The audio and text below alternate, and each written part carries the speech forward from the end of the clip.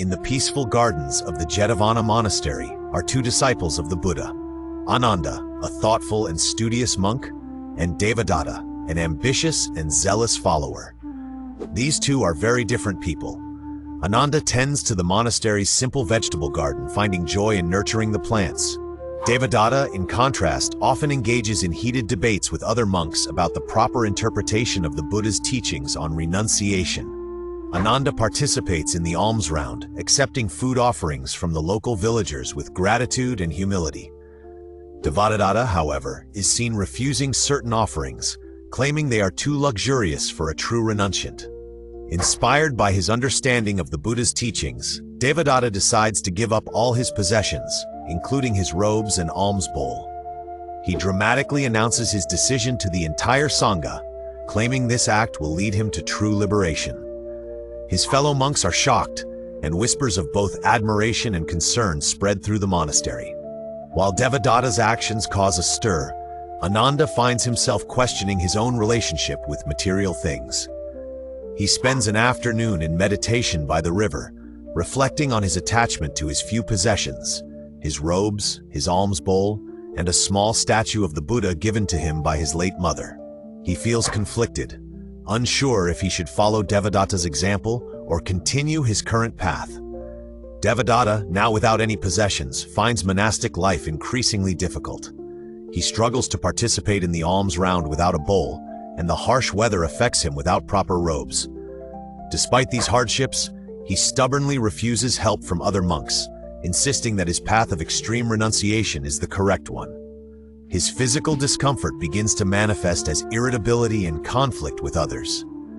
Concerned for Devadatta's well-being, Ananda quietly begins to help him, leaving food near where Devadatta sleeps and providing a blanket on cold nights. Ananda struggles with whether these acts of kindness go against Devadatta's wishes for complete renunciation, but ultimately decides that compassion is a higher calling. This internal conflict deepens Ananda's questioning of the true nature of attachment and giving. The Buddha returns to Jetavana after a long teaching journey. He is immediately aware of the tension in the monastery caused by Devadatta's actions. During the evening Dharma talk, he speaks about the middle way, emphasizing the importance of avoiding extremes. Though he doesn't directly address the situation, both Ananda and Devadatta feel the words are meant for them. The next morning, Ananda approaches the Buddha privately, expressing his confusion about the true meaning of renunciation. He describes Devadatta's actions and his own doubts.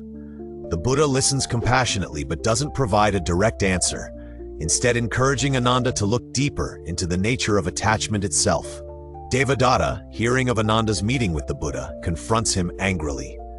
He accuses Ananda of lacking commitment to the path and challenges him to give up all possessions as he has done. Their argument attracts the attention of other monks, creating a rift in the community. In the wake of the confrontation, the monastic community begins to take sides. Some praise Devadatta's extreme renunciation, while others support Ananda's more moderate approach. The Buddha observes this division silently, allowing the situation to unfold. Ananda finds himself isolated, doubting his own understanding and practice. Empowered by his growing support, Devadatta begins to gather a group of followers within the monastery. They create a separate faction, practicing extreme austerities and criticizing other monks for their lax behavior. This group's actions create further tension and conflict within the Sangha, testing the community's unity and understanding of the Dharma. As the division in the community deepens, Ananda experiences a profound crisis of faith. He spends a night in deep meditation, wrestling with his understanding of the Dharma and his role in the current conflict. By dawn, he realizes he must seek a deeper truth beyond the surface level of possessions and renunciation. This marks a turning point in his spiritual journey. Seeing the escalating conflict, the Buddha calls for a general assembly of the Sangha. In the main hall of the monastery, with all monks present, he begins to address the issue of attachment and ownership directly. During the Buddha's teaching, Devadatta stands up and challenges the Buddha directly. He points to his own extreme renunciation as the true path, dismissing the Buddha's words about subtlety. This confrontation creates a tense atmosphere in the hall, with all eyes moving between Devadatta and the Buddha, waiting to see how the master will respond. In response to Devadatta's challenge, the Buddha calmly asks him a series of probing questions about the nature of attachment. Through this dialogue, witnessed by the entire assembly, the Buddha skillfully exposes the attachment hiding within Devadatta's extreme stance. The exchange is intense and revelatory, leaving Devadatta speechless and the assembly in awe. As the Buddha's exchange with Devadatta unfolds, Ananda experiences a profound insight. He suddenly understands that true non-attachment lies not in the absence of possessions, but in the absence of mental clinging. This realization hits him with such force that he visibly gasps, drawing momentary attention from the assembly. Building on the exchange with Devadatta and noticing Ananda's reaction, the Buddha delivers a powerful teaching on the true nature of ownership. He explains that ownership is a state of mind, not a physical condition. He uses various examples from daily life to illustrate how one can be surrounded by things without being owned by them, and how one can own nothing, yet be trapped by attachment. Following the Buddha's teaching, the assembly disperses in thoughtful silence. Some who had joined Devadatta's faction are seen quietly returning their possessions, while others engage in deep discussions about the subtle forms of attachment in their lives. In the days following the Buddha's teaching, Devadatta grapples with his shaken beliefs. He isolates himself, alternating between denial and deep introspection. His suffering becomes palpable as he faces the truth of his own clinging. Ananda, energized by his new understanding, begins to see the monastery and his fellow monks in a new light. He observes how he interacts with his possessions, noticing subtle attachments he hadn't seen before. He now navigates his daily activities, eating, cleaning, studying, with a fresh awareness, finding joy in using things without being bound by them.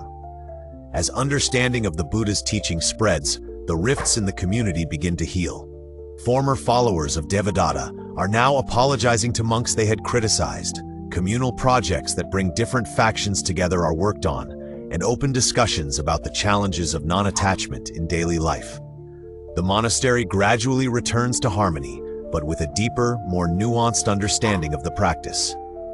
As the conflict resolves, the Buddha gathers the community for a final teaching on the topic. He elaborates on the middle way between indulgence and deprivation, and how it applies to material possessions. He encourages the monks to use things mindfully as tools for practice and service, without letting them become sources of attachment or conflict.